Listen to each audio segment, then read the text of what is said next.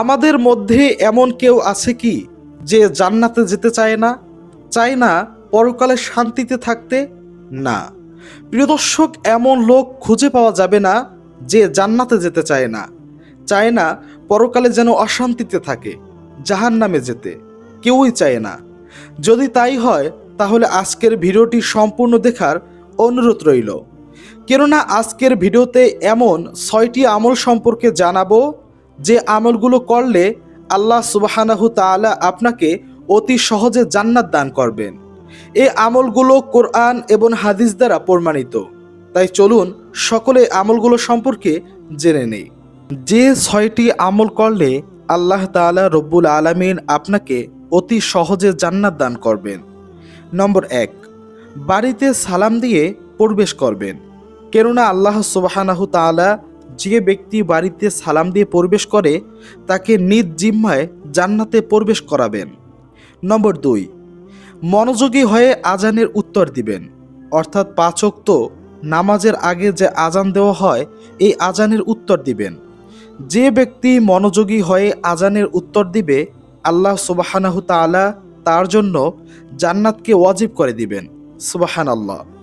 নম্বর 3, নিজে সঠিক হওয়া সত্ত্বেও ঝগড়া পরিহার করবেন, অর্থাৎ আপনার সাথে কারো সাথে মনোমালিন্য হলো, সে ঝগড়া করতে লাগলো, এখন আপনি সঠিক রয়েছেন, আপনি কোনো ভুল করেননি, তাই তার সাথে ঝগড়াকে পরিহার করেন।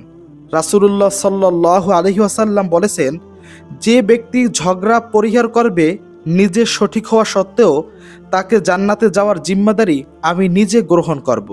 সুবহানাল্লাহ। নম্বর 4, আল্লাহ তাআলাকে সন্তুষ্টি করার জন্য লা ইলাহা ইল্লাল্লাহ, যে ব্যক্তি বেশি বেশি এইটা পাঠ করবে তাকে আল্লাহ তাআলা জান্নাত দান করবে, তার জন্য জাহান্নামকে হারাম করে দিবেন। সুবহানাল্লাহ। তাই বেশি বেশি প্রতিনিয়ত লা ইলাহা ইল্লাল্লাহ পাঠ করুন। নম্বর 5, অজুর পর কালিমা শাহাদাত পাঠ করবেন, যে ব্যক্তি অজুর পরে কালিমা শাহাদাত পাঠ করে তাকে আল্লাহ সুবহানাহু তাআলা জান্নাতের সকল দরজা দিয়েই প্রবেশ করার অনুমতি দিয়ে দিবেন, সে জান্নাতের যে কোনো দরজা দিয়েই প্রবেশ করতে পারবে। সুবহানাল্লাহ।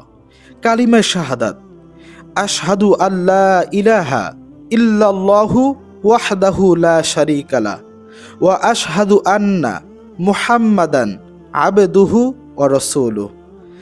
6 নম্বরে হচ্ছে প্রতিদিন অন্তত কয়েকবার হলেও সূরা ইখলাস পাঠ করবেন, যে ব্যক্তি প্রতিদিন সূরা ইখলাস পাঠ করবে তার জন্য জান্নাত সুনিশ্চিত।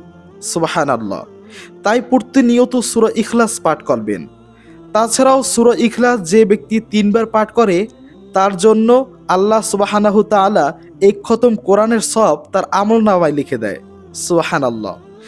প্রিয় দর্শক, আমলগুলো অতি ছোট ছোট, করতে বেশি কষ্ট হয় না, কিন্তু এর ফজিলত অনেক বেশি, অনেক বড়। প্রিয় দর্শক, এই হলো জান্নাতে যাওয়ার সহজ 6টি আমল। আমরা প্রতিনিয়ত এই আমলগুলি করব, নিশ্চয়ই আল্লাহ সুবহানাহু তাআলা আমাদেরকে জান্নাতুল ফেরদাউস দান করবেন। আল্লাহ তাআলা রব্বুল আলামিন আমাদের সকলকে সেই তৌফিক দান করুন।